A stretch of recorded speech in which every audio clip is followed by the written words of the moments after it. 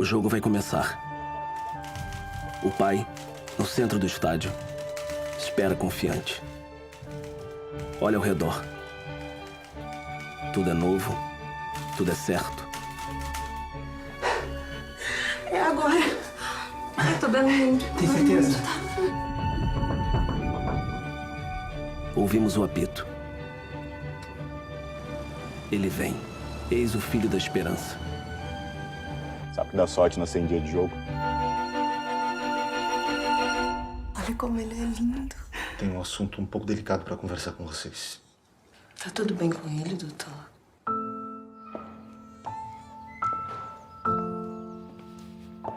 Acabou o jogo! Está desclassificado o Brasil! Não tem nada que a gente possa fazer, não é, doutor? Como assim? Não sei, doutor. Alguma coisa. Consertar ele. Que isso, Roberto?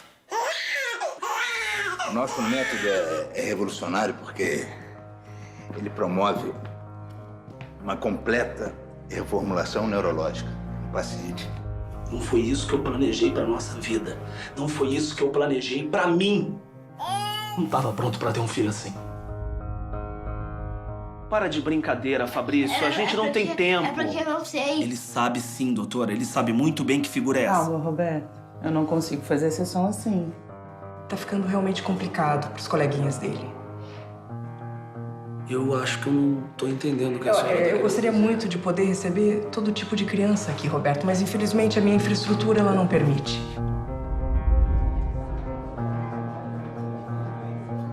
Roberto, me diz uma coisa. Não é por mim, não, mas por que vocês não se separem? Eu tô tentando, Cláudia. Eu juro pra você que eu tô tentando. A porta de casa tá ali, Roberto. Você pode ir embora a hora que você quiser. Eu amo meu filho. Meu beijo, cadê? E agora você vai ver o meu papo com os protagonistas de O Filho Eterno, a Débora Falabella e o Marcos Veras. O mais legal desse filme é que a Débora a gente sempre vê fazendo drama, ela continua fazendo papéis mais dramáticos, mas o Marcos Veras, pela primeira vez, está fazendo um papel muito dramático no filme. Ele faz o pai do Filho Eterno neste longa-metragem e ele faz um papel muito bonito e ele está muito bem no filme. Ele sai um pouco do humor, mas ele dá uma leveza muito legal. Eu conversei com os dois logo depois da exibição do filme, com a Débora e com o Marcos. Vê aí como é que foi o meu papo com eles.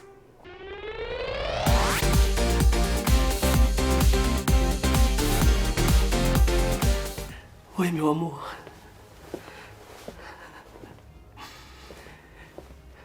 Olha como ele é lindo.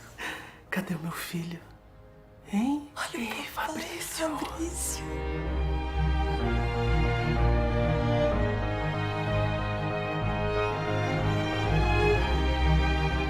Débora, Veras, vamos falar um pouco do Filho Eterno. Na verdade, a gente estava falando um pouco na coletiva que o filme não fala sobre paternidade ou fala sobre Down. Na verdade, é um filme que fala sobre amor. É isso? Todo tipo de amor, na verdade. Vocês também veem o filme dessa maneira? Sim, acho que também sobre paternidade, né? É porque como tem Não só sobre, né, na verdade. É porque como tem a síndrome de Down muito forte no filme, é um tema do filme, sim, mas ele não é um filme sobre a síndrome de Down. Eu não vejo dessa forma. Eu acho que a síndrome de Down, sim, é um tema do filme, mas ele fala sobre a família, sobre o casamento, sobre a presença de um filho nesse casamento, sobre a paternidade, sobre uma pessoa nova na tua vida, que vai mudar a tua vida. Então eu acho que é um filme que fala de tanta coisa ao mesmo tempo, mas fala principalmente sobre amor, a descoberta dele, talvez. Eu acho que, assim, a partir do momento que ele fala, né, da síndrome de Down, você já tem como ponto de partida um assunto que você tem um bloqueio. E além desse bloqueio, é realmente estando aberto a esse amor, né? E num momento onde a gente está vivendo de tanto retrocesso, assim, de pensamento, eu acho que é um filme muito lindo porque ele toca nesse aspecto. Ele fala de um assunto que ainda é, sim, tabu. E que para você estar aberto para isso, você tem que se abrir um pouco para o mundo, né? E para as pessoas, e para o outro. Para você que é mãe, foi mais natural, foi mais tranquilo fazer o papel? É o que eu digo, assim, eu acho que talvez para essa personagem, sim. E essa pergunta, assim, a resposta dela vem só porque eu sou mãe. Então, assim, nesse sentido, claro que fazendo a Cláudia, em vários momentos, o fato de eu ser mãe, eu acho que me afetava e me modificava, né? Eu tive que conviver com bebês, a minha filha tem 7, então toda essa memória, essa lembrança, elas estavam em mim. Então eu acho que para esse papel, sim, assim, a minha relação com a maternidade estava ali muito presente, sim.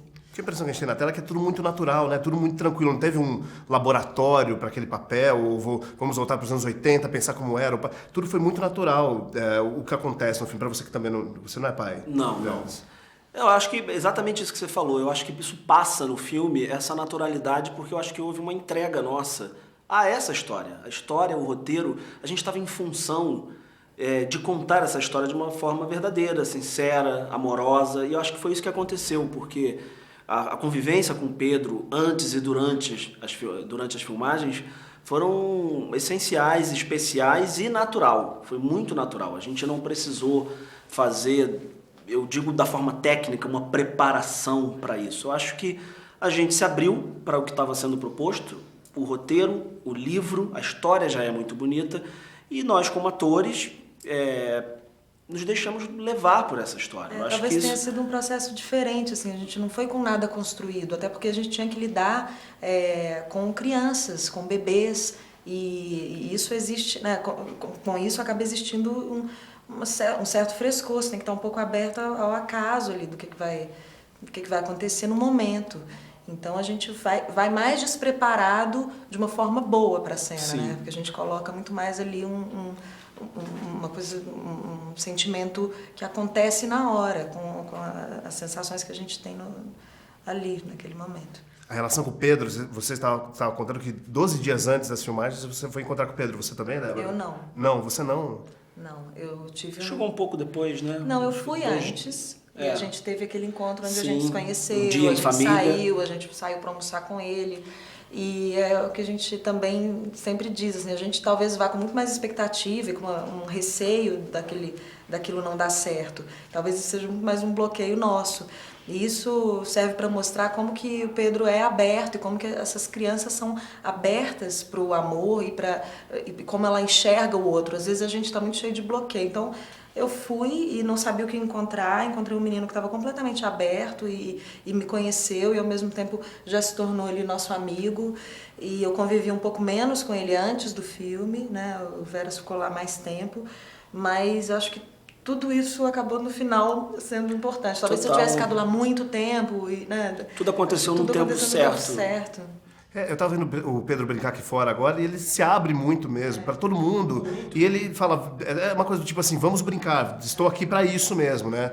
A gente vai se divertir, você já é meu amigo, uma coisa assim, né? Exatamente, questão de 30 minutos quando eu cheguei lá, nós já éramos melhores amigos e já estávamos conversando, nos divertindo, e a gente já falando sobre um filme, ele foi entendendo cada vez mais durante o processo que ele estava fazendo um filme, mas, porém, brincando. Então, estava eu e Débora esperando o que ele tinha para propor para a gente responder à altura. Porque isso transformou não só a gente, mas toda a equipe. Todo mundo transformado um pouco ali por isso, assim, né? Por essa espontaneidade dele. Débora, Veras, muito obrigado. Sucesso pro filme, tenho certeza que todo mundo vai se emocionar muito e vai levar alguma coisa pra vida também, com certeza. Tomara. Obrigado, valeu. Você disse que chegava até às 5. Fiquei presa na redação. Queria ver se tentando pegar um ônibus no centro essa hora. Foi a natação. Foi campeão. Mentira. Sério? Para quem o tempo não vai muito além de um ontem milenar e um amanhã nebuloso. Para eles, o tempo não existe. Pipoca pra gente? Misturada. Misturada. Pode ser.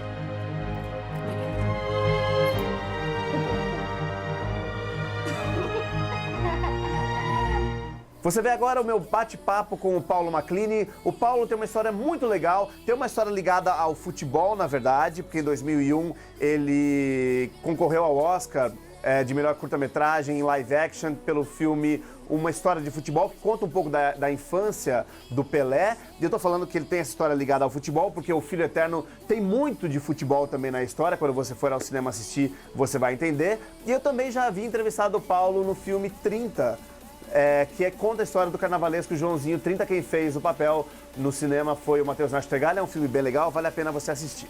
Mas agora, falando sobre O Filho Eterno, tem meu bate-papo então com o Paulo Maclini. Confere aí como é que foi. Beto, acho que é hoje. Ai. Quê? É agora. Ai, tô dando muito. Tem certeza? Muito, tá? Tem certeza? Doendo. O que você tá sentindo? Como minha barriga tá dura. Deixa eu ver.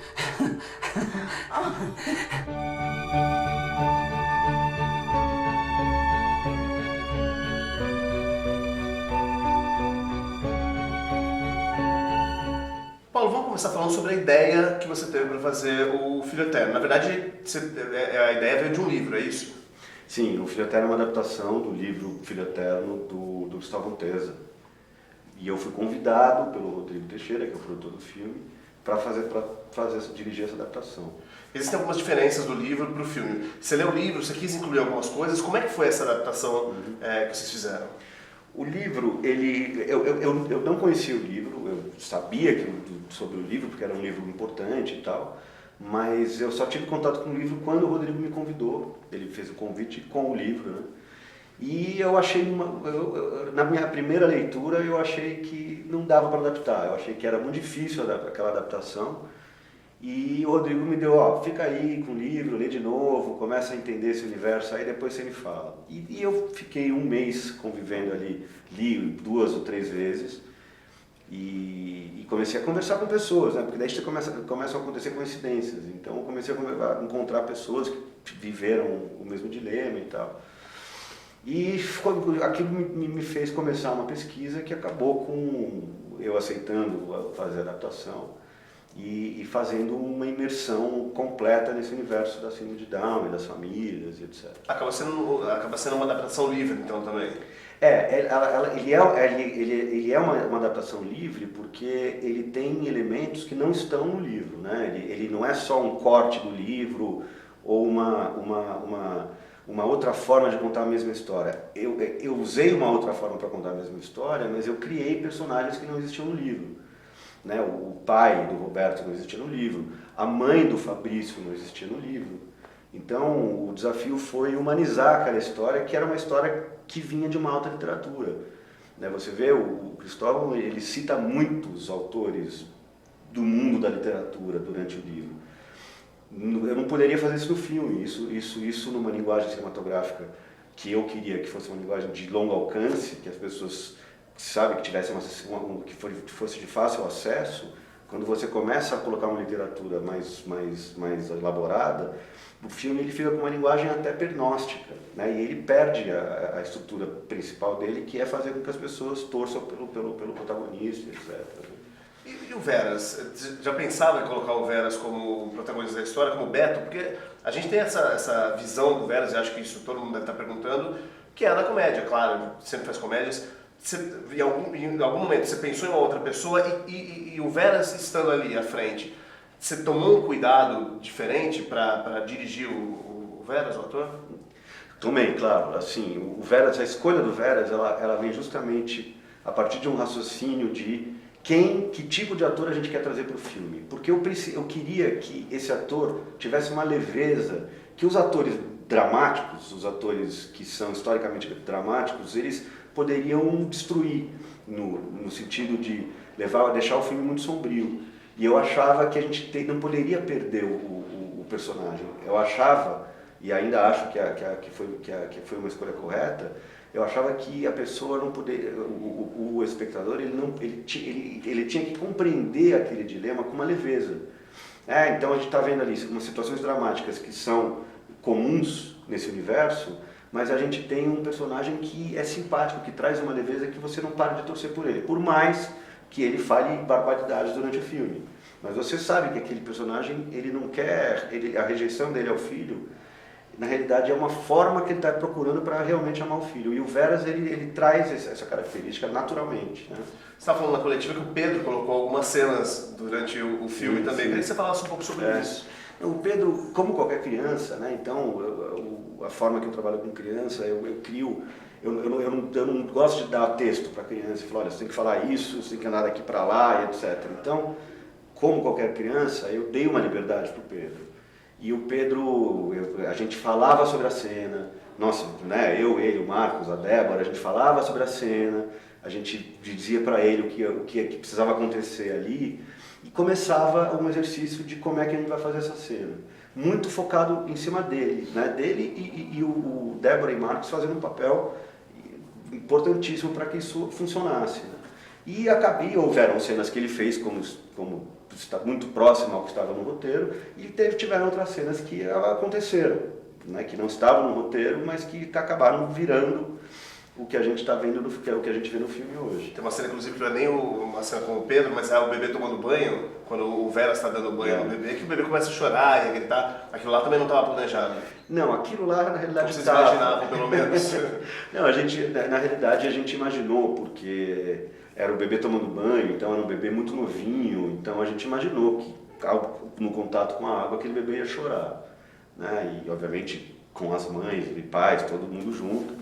E ele chorou, efetivamente, e deu certo a cena. Mas era importante que o bebê chorasse. Né?